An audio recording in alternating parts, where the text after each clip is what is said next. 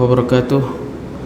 Alhamdulillahirabbil alamin. Wassalatu wassalamu ala asyrafil anbiya'i wal mursalin wa ala alihi washabbihi ajma'in.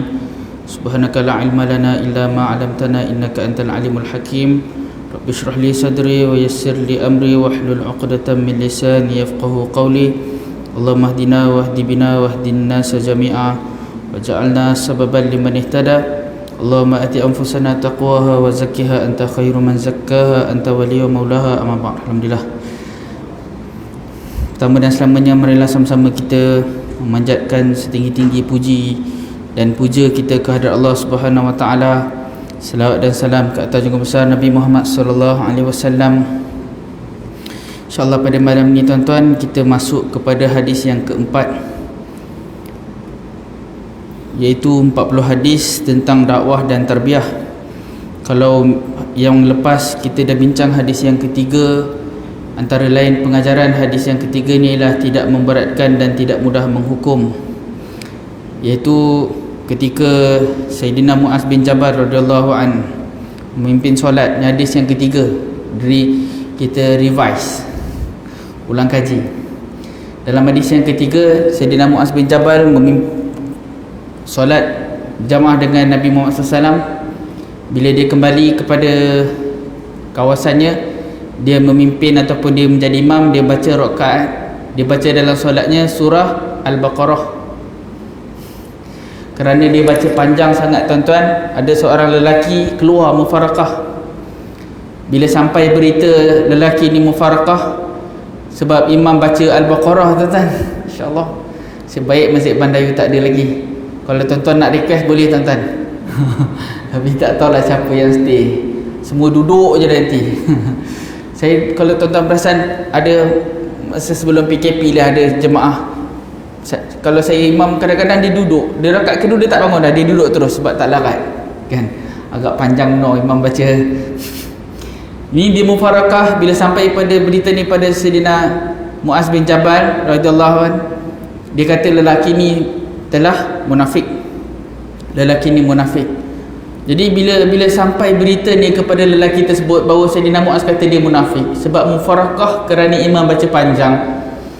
Jadi bila sampai berita ni pada lelaki ni tadi mengadu pada Nabi Muhammad SAW. Nabi kata, adakah kamu nak menjadi fitnah kepada agama, kepada Islam? Nabi ulang 3 kali, kamu ni nak menjadi fitnah kepada Islam? Adakah kamu nak menjadi fitnah kepada Islam? Nabi ulang 3 kali. Kemudian Nabi kata, cukuplah kamu baca Al-A'la dan Asy-Syams. Tadi saya baca tadi tuan-tuan surah pendek lagi daripada tu. Kalau tuan-tuan rasa panjang saya tak tahu. Kan? Yang saya baca tadi saya tak ingat. Tuan-tuan ingat tak saya baca apa? Saya tak ingat. Wat-tini wa zaitun, surah At-Tin. At-Tin ni pendek daripada Al-A'la. Al-A'la ni separuh muka surat. Jadi Nabi kata cukup dengan baca Al-A'la dan Asy-Syams. Maksudnya bila jadi imam kita boleh ringkaskan. Jadi apa pengajarannya? Yang pertama ialah jangan terlalu cepat menghukum. Kan? Bila kita tengok orang ni buat silap, kita jangan cepat menghukum. Yang kedua, kita sebenarnya boleh mufarakah kalau ada sebab. Kalau ada sebab mufarakah. Kan? Tuan-tuan tak perlu runsing kalau imam baca panjang. Terutamanya wirid tuan-tuan, wirid. Kalau tuan-tuan tak boleh bacalah wirid masing-masing. Kemudian bolehlah kalau nak beredar, kan? Lagi baik kalau tuan-tuan baca panjang lagi daripada imam. Lagi baik kalau tuan-tuan baca lagi panjang daripada imam, itu baik. Sebab imam dia fikir orang lain. Kalau dia fikir diri dia nak baca Al-Ma'thurat Al-Kubra. Tadi itu separuh je. Wirid tadi itu separuh daripada yang betulnya. Kalau betul lagi panjang lagi tuan-tuan. Itu baru tahlil tu baru 33. Tahlil patut 100. Tu belum campur selawat lagi.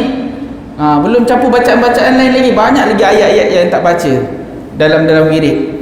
Tapi tak apalah, tuan-tuan buat sendiri. Kan? Imam dia buat yang berpada-pada supaya semua dapat ikut, tak ada masalah. Jadi yang kedua boleh mufarakah. Yang ketiga, imam kena baca ikut kemampuan makmum. Sekali-sekala kalau nak baca panjang, macam subuh tadi hari Jumaat, seminggu sekali je tuan-tuan. Saya yakin tuan-tuan yang hadir hari Jumaat pun memang nak, kalau boleh imam tu baca satu surah Sajadah, satu surah Al-Insan. kan? Sebab kita memang datang hari Jumaat pagi, kita nak baca yang itu, kita nak dengar yang itu. Tapi bila masa keadaan yang lain, eloklah kita baca sekadarnya. Yang keempat tuan-tuan, menjadi fitnah kepada agama ni maksudnya apa? Kita memberat-beratkan perkara yang tidak sepatutnya berat. Jadi fitnah, kita memberatkan perkara yang tidak sepatutnya berat. Pada perkara-perkara yang sepatutnya kita boleh ringankan, kita boleh berlapang dada, eloknya kita berlapang dada, kan? Misalnya nak pakai tengkolok ke nak pakai serban nak pakai tengkolok ke nak pakai serban, pakai apa pun. Jangan buat rambut Trojan sudah. Itu memang tak boleh. Tapi nak pakai tengkolok, nak pakai serban, kopiah putih, kopiah hijau, kopiah biru, kopiah ungu, kopiah kelabu, silakan. Pada perkara-perkara yang tak perlu kita nak beratkan, buat apa kita nak beratkan? Pada perkara wirid tuan-tuan, wirid tak ada sampai jatuh, apa orang adalah ialah kata perbezaan pandangan, tak ada sampai jatuh syirik, tak ada sampai jatuh murtad, tak ada. Kita berbeza pandangan pada perkara-perkara yang simple-simple, tak perlu kita berat-beratkan. Kalau kita kuat iman kita, bacalah panjang. Kalau kita tak kuat iman kita, baca lebih panjang lagi. Patutnya bila tak kuat iman, baca lebih panjang. Bukan bila kuat baca panjang, bila tak kuat baca pendek, tak. Bila tak kuat baca lebih panjang lagi. Kalau tuan-tuan rasa iman tengah tak kuat ataupun iman tengah berkurang, tuan-tuan tambah bacaan. Itu sepatutnya. Dan banyak lagi pengajaran-pengajaran lain. Cuma pada malam ni insya-Allah kita masuk kepada hadis yang keempat, kebimbangan Hanzalah tentang sifat munafik.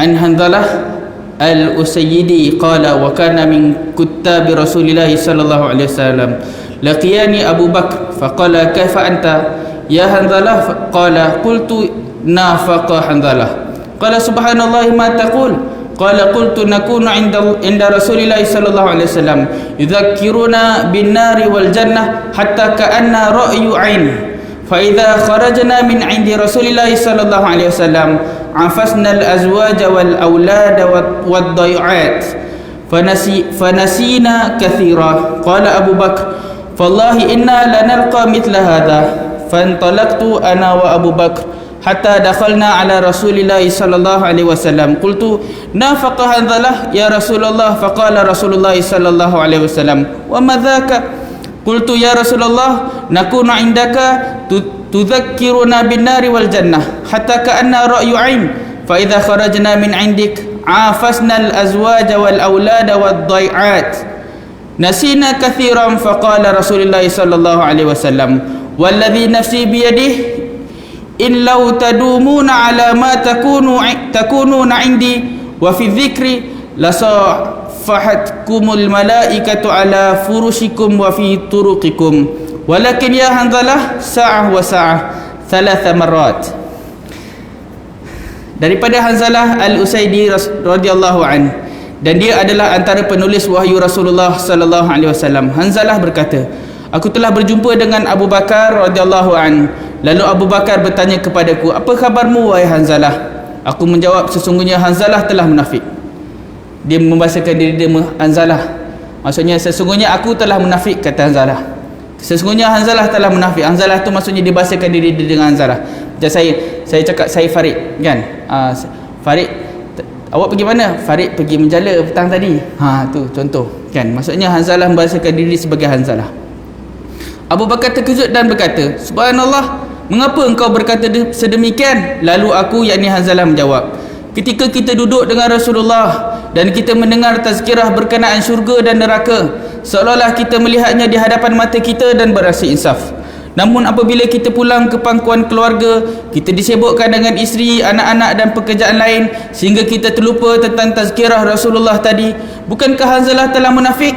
Lalu Abu Bakar berkata, demi Allah, aku menghadapi masalah yang sama.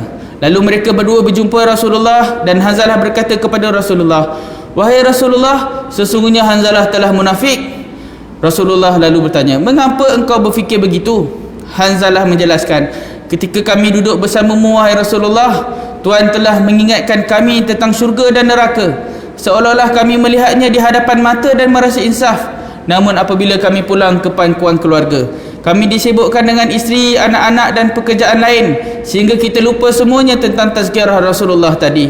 Rasulullah lantas bersabda, demi jiwaku berada di tangannya, andainya kamu sentiasa berada dalam keadaan seperti saat bersamaku dengan sentiasa berzikir mengingati Allah, nescaya para malaikat akan memberi salam kepada kamu di rumah-rumah kamu dan di jalan-jalan laluan kamu. Akan tetapi wahai Hanzalah, ada saatnya begini dan ada saatnya begitu. Rasulullah sallallahu alaihi wasallam mengucapkannya 3 kali. Sahih Muslim, hadis yang ke-2750. Tuan-tuan, hadis ni tuan-tuan selalu kita dengar. Terutamanya ketika kadang-kadang ada orang dia marah, kita bergurau kan. Bila kita bergurau senda, orang marah. Kamu ni tak serius. Kan? Nak ketawa tak boleh. Tak boleh senyum. Kena muka kena macam ni selalu. Tuan-tuan, macam mana muka orang yang ikhlas? Saya tanya tuan-tuan. Muka orang yang ikhlas ni macam mana? Muka macam ni ke? Ikhlas muka. Macam mana muka orang yang ikhlas? Macam mana perwatakan orang yang ikhlas? Tuan-tuan, orang yang ikhlas ni orang yang niat dia kerana Allah. Ikhlas ni perbuatan hati. Pada riak muka, kalau patut marah, marah. Bila marah macam ni, macam ni lah ikhlas marah. Kalau macam ni, kau marah ni suka. Kan? Kalau sedih dengan sedihnya, kalau marah dengan marahnya, kalau keliru dengan kelirunya, muka masing-masing. Bukan ada satu muka je. Sebab itulah tuan-tuan, sebenarnya paling banyak otot pada badan manusia kat mana? Dekat muka. Muka ni paling banyak otot, sebab muka ni boleh buat berpuluh-puluh reaksi. Muka ni boleh buat berpuluh-puluh reaksi. Orang tu tak cakap pun, cukup dengan dia buat mimik muka dia, kita dah tahu dah dia ni risau ke, takut ke, marah ke, tak faham ke. Muka tak faham lain tuan-tuan, muka marah lain kan. Muka blur macam ni kan. Muka orang soleh macam tuan-tuan lah. Muka orang soleh macam mana pun tetap soleh. Sebab muka kita ada banyak reaksi dan banyak otot kerana banyak reaksi yang boleh kita buat. Cumanya tuan-tuan, sesuai dengan keadaan.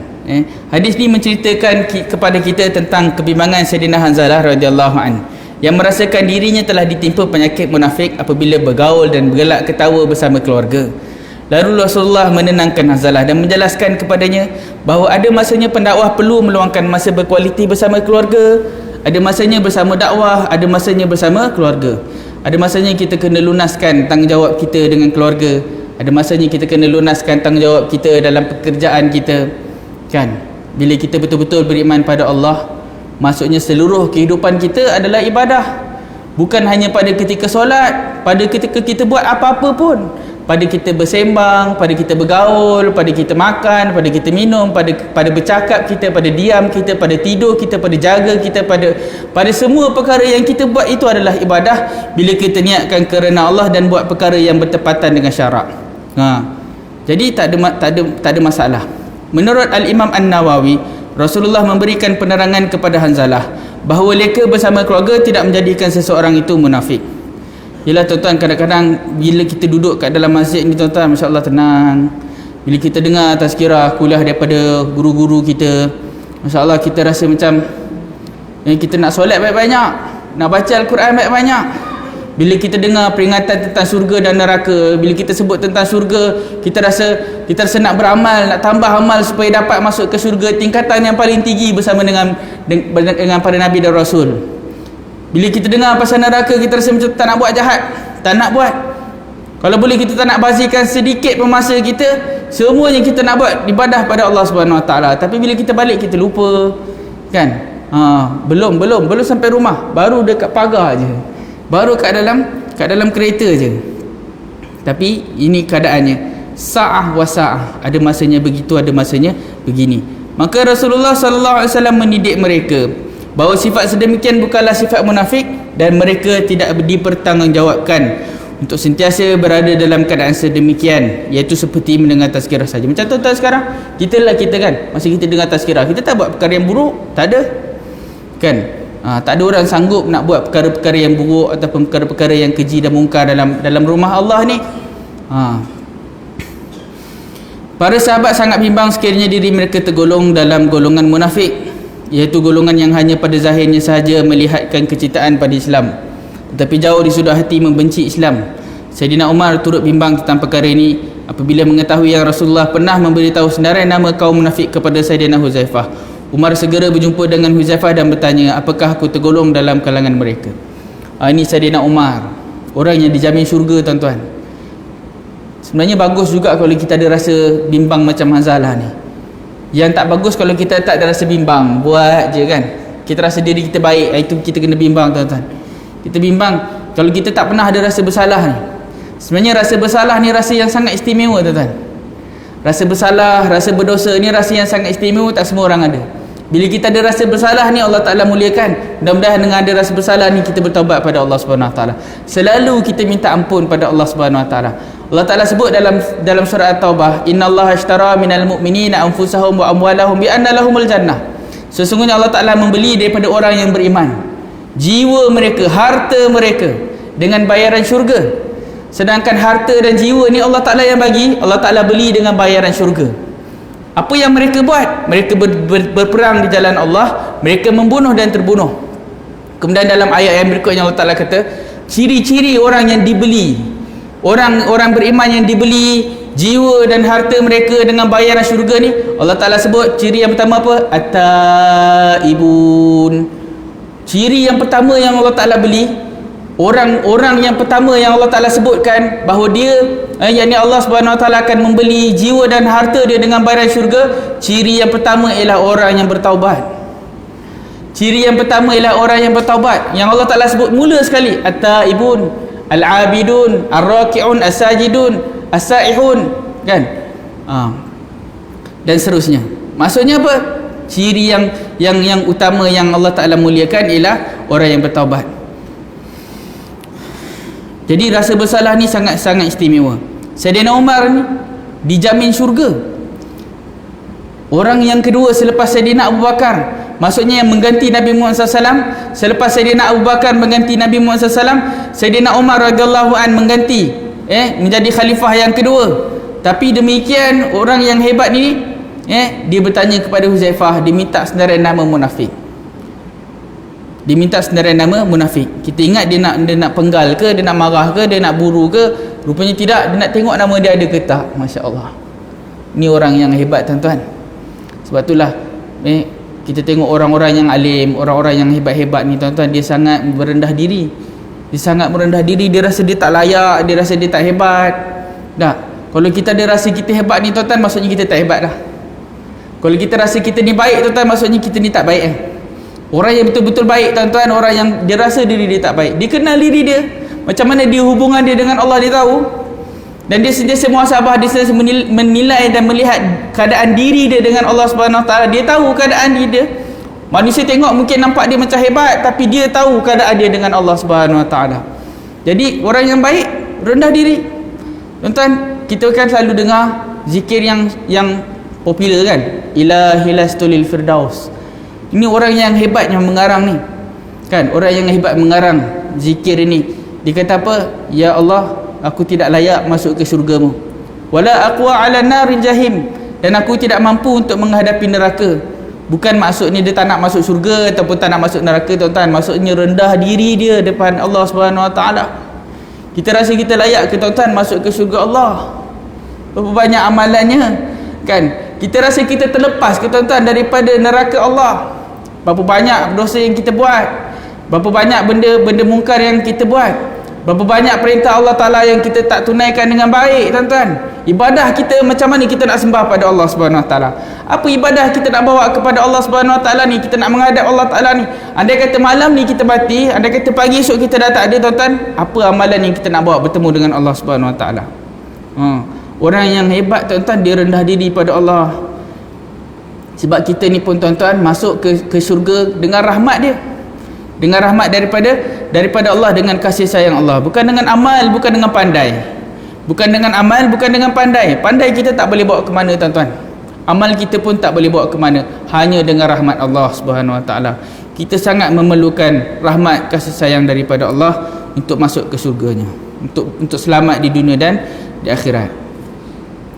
Jadi bila dia bertanya kepada Huzaifah kata, tidak, engkau tidak tergolong dalam kalangan mereka, dan aku tidak akan memberitahu orang lain sesudahmu selepas ini. Maksudnya dialah yang last sekali cerita tentang siapa sebenarnya yang ada kat dalam senarai tu. Dia jaga sungguh tuan-tuan. Kalau kita ada senarai ni tuan-tuan tak tahulah, habis ke Facebook semua kita viral habis kan. Hadis ini turut mendidik pendakwah agar memberikan masa dan hak yang sewajarnya pada setiap tempatnya. Ada masanya untuk bekerja, ada masanya berdakwah, dan ada masanya bersama keluarga. Benarlah nasihat Sayyidina Salman kepada Sayyidina Abu Darda. Inna li rabbika 'alaika haqqan wa li nafsika 'alaika haqqan wa li ahlika 'alaika haqqan fa'ati kulladhi haqqin haqqah. Mantap tuan-tuan. Sesungguhnya ada hak yang harus engkau berikan kepada Tuhanmu. Ada hak yang ni masa yang perlu kau berikan buat dirimu, dan ada hak yang perlu kau berikan buat keluargamu. Maka berikanlah hak setiap mereka pada yang berhak. Semua benda ada hak ke atas kita. Maka kita kena tunaikan semua hak-hak orang yang ada di sekitar kita. Keluarga kita ada hak ke atas kita tuan-tuan. Ada orang dia salah faham. Dia kata Allah Ta'ala sebut dalam Al-Quran, wa'lamu annama auladakum wa'lamu annama amwalakum wa auladakumul fitnah. Ketahuilah bahawa sesungguhnya harta kamu dan anak pinak kamu adalah fitnah. Jadi dia anggap keluarga dia ni ujian. Dia anggap keluarga dia ni macam boleh melalaikan dia. Tidak sebenarnya tuan-tuan. Bahkan keluarga ni adalah amanah. Keluarga ni amanah. Ada hak dia ke atas kita. Apa hak ibu bapa ke atas anak-anak? Ataupun apa hak anak-anak ke atas ibu bapa? Tuan-tuan, bukan anak je yang derhaka tuan-tuan. Ibu bapa pun boleh derhaka apabila dia tidak menunaikan tanggungjawabnya. Dan antara tanggungjawab yang paling besar ibu bapa ialah mendidik anak-anak, beri didikan, beri sokongan, jadikan rumah sebagai rumah, jangan jadikan rumah sebagai bukan rumah, sebagai naudzubillah tempat-tempat yang tak baik. Kalau boleh biarlah rumah kita tu jadi sakinah, mawaddah, warahmah. Adanya kasih sayang kan, adanya ketenangan. Bila kita ada rumah, kita rasa nak balik ke rumah. Biar anak-anak kita ni rasa selamat duduk kat rumah. Jangan biar anak kita ni rasa tak selamat kat rumah. Walau apa pun kesalahan mereka, biar mereka balik ke rumah. Supaya apa-apa jadi pun masih ada tempat untuk mereka kembali. Kalau kat rumah pun dah tak boleh nak balik, jadi ke mana lagi mereka boleh pergi? Saya pernah pergi satu tempat tuan-tuan, tempat kumpul orang yang masalah. Tak ada siapa nak ambil mereka ni. Bila tak ada siapa nak ambil mereka ni, dia mau pergi kat mana-mana yang boleh ambil. Bila siapa-siapa yang boleh ambil, itulah kadang-kadang masuk mulut, kadang-kadang masuk, kalau masuk tempat orang tak apa, ini masuk tempat binatang. Na'udzubillah. Tempat yang bukan orang, tempat masuk benda yang bukan lah maksudnya.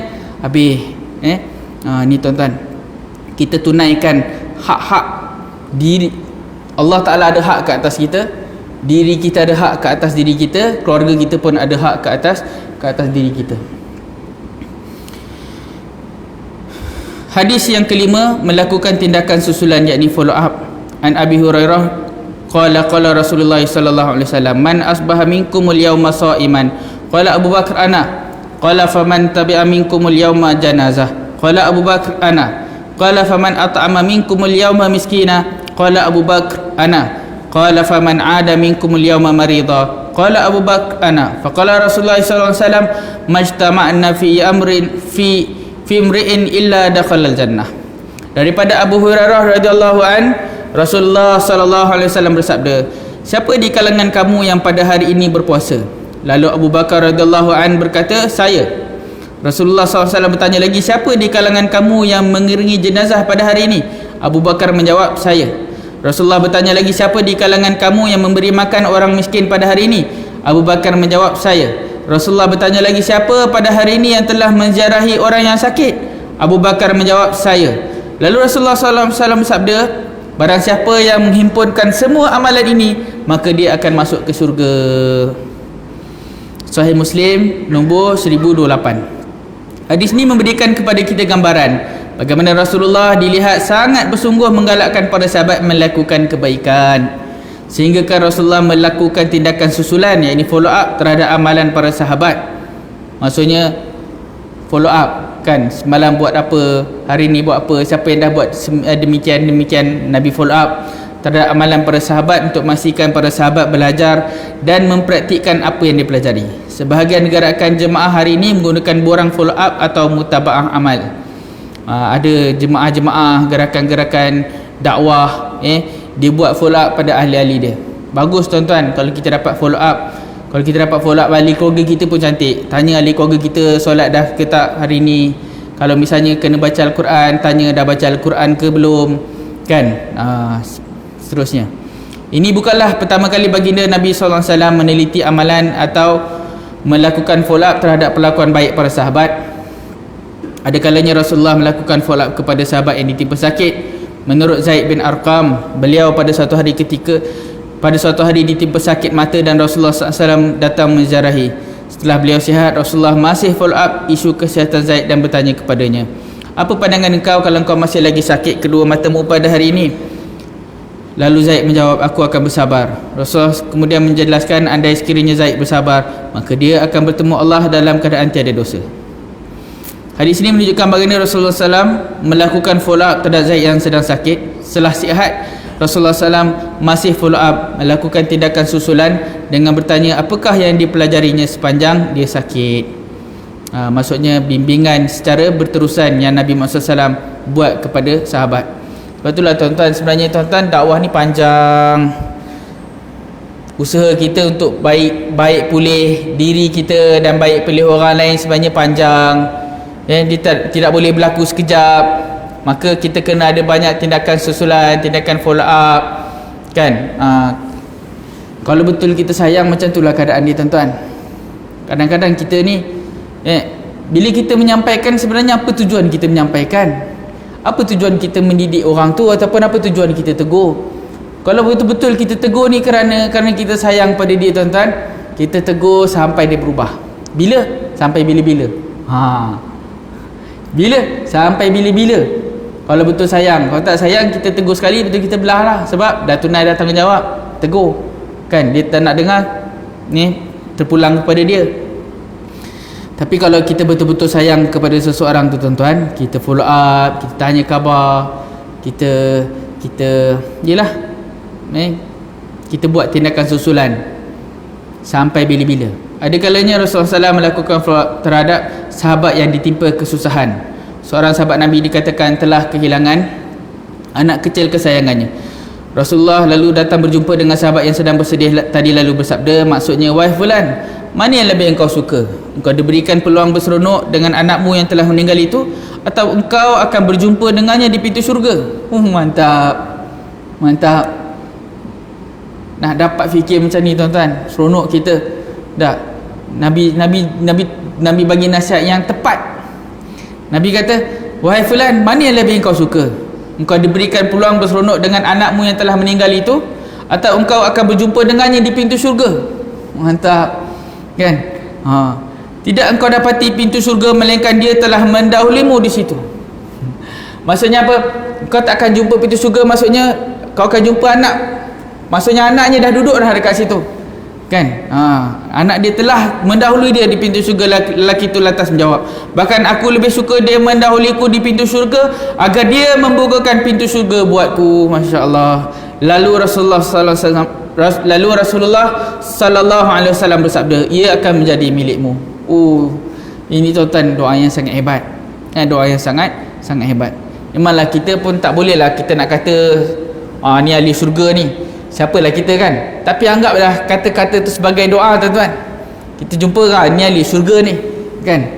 Kita anggap tu sebagai doa. Bukan kita yang mengkonfirmkan dia masuk syurga, tidak. Apalagi kalau kita nak kata ini ahli neraka ni, na'udzubillah, kan? Kita cuma kita sebutkan begitu sebagai satu doa. Ada kalanya Rasulullah melakukan tindakan susulan terhadap sahabat yang ditimpa masalah kewangan. Ini adalah seperti mana yang dilakukan ke atas Salman Al-Farisi. Salman telah dijadikan budak suruhan, yakni hamba, ketika datang ke Madinah, dan dia terikat dengan majikannya. Lalu pada suatu hari Rasulullah memanggilnya dan memberikannya emas berbentuk sebiji telur dan berkata, ambillah emas ini wahai Salman, dan bebaskan dirimu dari tuanmu. Setelah dibebaskan, barulah Salman berpeluang untuk menyertai peperangan bersama Rasulullah. Sebelum itu beliau tidak dapat menyertai perang Badar dan Uhud kerana kekangan perhambaan bekerja dengan tuannya. Beliau mula berjihad bersama dengan Rasulullah dalam perang Khandaq, dan seterusnya menyertai peperangan yang lain bersama baginda Nabi SAW. Begitu juga baginda SAW sangat mengambil perhatian terhadap masalah keluarga para sahabat. Sayyidina Jabir bin Abdullah dikatakan telah berkahwin. Satu hari beliau berjumpa dengan Rasulullah SAW dan baginda bertanya kepada beliau, kamu sudah berkahwin wahai Jabir? Jabir menjawab, ya.